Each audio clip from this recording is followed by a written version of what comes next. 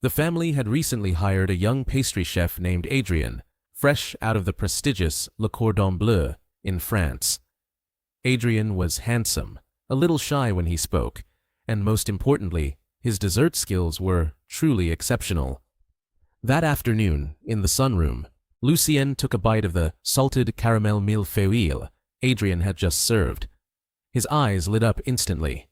The crisp layers of pastry shattered delicately in his mouth, while the slight bitterness of the caramel blended perfectly with the savory touch of sea salt. "Wow," Lucien said, unable to stop himself from licking a few pastry crumbs from the corner of his lips. He looked up at Adrien with a bright, dazzling smile.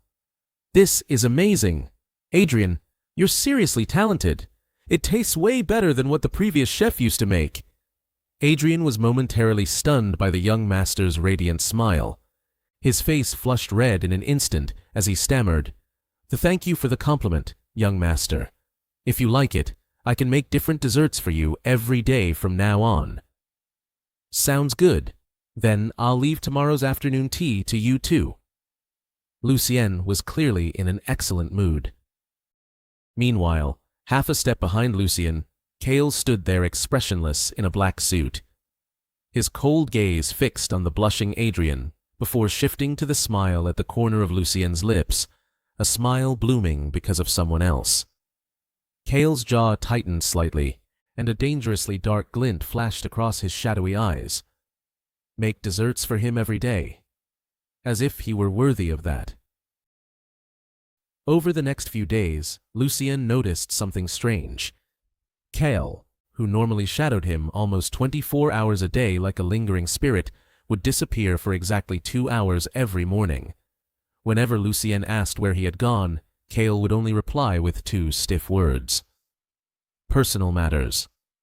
Even stranger, the cold, sharp aura that always surrounded Cale had somehow begun carrying the faint scent of vanilla and butter. Lucien even spotted several tiny red marks on the back of Cale's broad hands, hands that were usually wrapped around firearms and covered with thin calluses. The marks looked suspiciously like minor burns from an oven. But the careless young master failed to connect those 2 things together. Until one day. It was another bright and sunny afternoon. Curled up on the sofa, Lucien finished a round of gaming and called out instinctively, "Adrien, where's my afternoon tea?" The door opened. But instead of the handsome, shy pastry chef, it was Cale who walked in, dressed in a perfectly tailored black shirt, his presence as cold and imposing as ever. In Cale's hands was an exquisitely refined European dessert tray. Resting on it was a flawless raspberry rose red velvet cake. Plated so beautifully it looked like a piece of art. Beside it sat a cup of Earl Grey tea at the perfect temperature. Lucien blinked in surprise. "Cale, why are you the one bringing it up? Where's Adrien?" Cale walked to the coffee table and bent slightly, setting the dessert down in front of Lucien with absolute steadiness. His voice was calm, without the slightest ripple of emotion. "Adrien is helping the kitchen staff bake bread in the back. From now on, young master's exclusive afternoon tea will be my responsibility." "Huh?" Lucien looked completely confused. "Wait, responsible for what? You're a bodyguard who handles guns. Since when do you know how to make—" His voice cut off abruptly the moment he got a clear look at the cake in front of him. The red velvet cake was stunningly beautiful. From the delicate curves of the piped cream to the single raspberry placed on top, it looked even more refined than desserts served in Michelin-starred restaurants. Lucien shot Cale a suspicious glance before picking up the small silver fork and taking a bite. The next second, his eyes widened slightly. The cake was unbelievably soft and velvety. The fragrance of rose and the tartness of raspberry burst across his tongue, while the sweetness was balanced so perfectly that it never became overwhelming. This was the kind of flavor that could only come from painstaking effort, from someone who had probably measured every gram with obsessive precision. You bought this somewhere?" Lucien asked, disbelief written all over his face. Cale did not answer the question. Instead, he sat down naturally on the single sofa across from Lucien. His deep gaze remained fixed on the faint smear of pink cream at the corner of Lucien's lips. In the quiet, sunlit room, Kale suddenly spoke. His voice was low and unhurried, carrying a deeply concealed undercurrent of rivalry. "Is it better than what that pastry chef makes?" The moment he heard those words, Lucien froze. He looked at the flawless slice of cake in his hand, then at the faint burn mark on the back of Kale's hand. Finally, he recalled Kale mysteriously disappearing every day, along with that subtle scent of butter lingering around him these past few days. And in that instant, everything clicked together in Lucien's mind. Kale enrolled in baking classes. Just because I complimented Adrien once, he secretly went to learn how to make desserts? A surge of shock and an indescribable sweetness struck Lucien straight in the heart.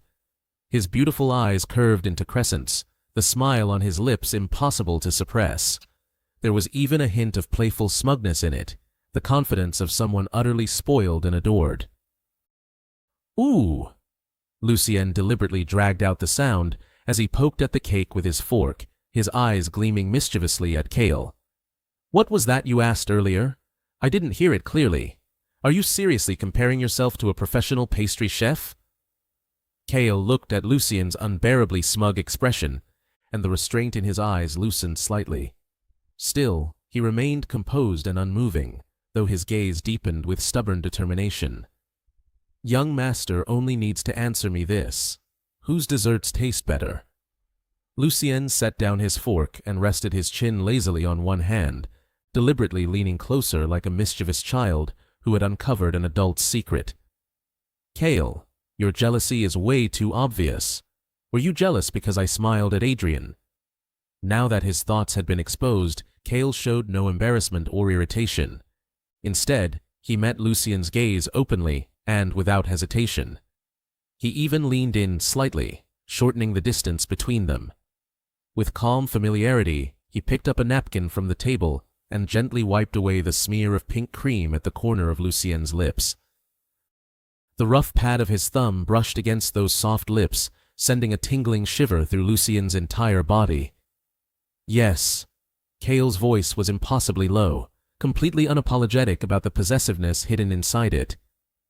"I don't like hearing young master praise other people, and I like it even less when young master eats food made by someone else.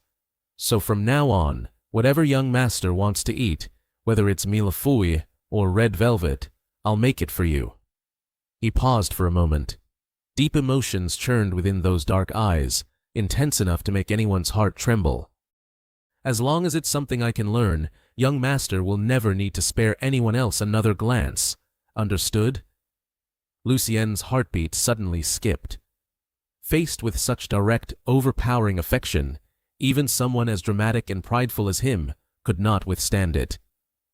A flush rapidly spread across his cheeks, and all the arrogant confidence from moments ago instantly melted into shy, frantic heartbeats. Lucien quickly looked away. Trying to hide his panic, he hurriedly stuffed another huge bite of cake into his mouth and mumbled through it unclearly. Fine. I guess you did put in the effort. It does taste a tiny little bit better than his."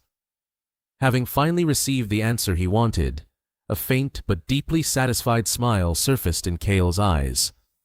"As long as young master likes it." Kale reached out naturally and ruffled Lucien's soft hair. "What would young master like tomorrow?